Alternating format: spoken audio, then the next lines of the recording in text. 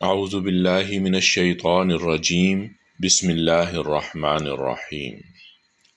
آپ صلی اللہ علیہ وسلم فرما دیں کہ مجھے بتاؤ کہ جن کی تم اللہ کے سوا عبادت کرتے ہو، مجھے دکھاؤ کہ انہوں نے زمین میں کیا چیز تخلیق کی ہے، یا یہ کہ آسمانوں کی تخلیق میں ان کی کوئی شراکت ہے۔ تم میرے پاس اس قرآن سے پہلے کی کوئی کتاب یا اگلوں کے علم کا کوئی بقیہ حصہ جو منقول چلا آ رہا ہو، ثبوت کے طور پر پیش کرو اگر تم سچے ہو۔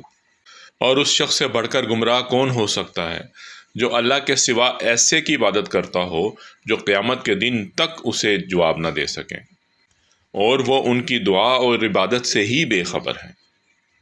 اور جب لوگ قیامت کے دن جمع کیے جائیں گے تو وہ معبودان باطلہ ان کے دشمن ہوں گے اور ان کی عبادت سے ہی منکر ہو جائیں گے۔ صدق اللہ العظیم۔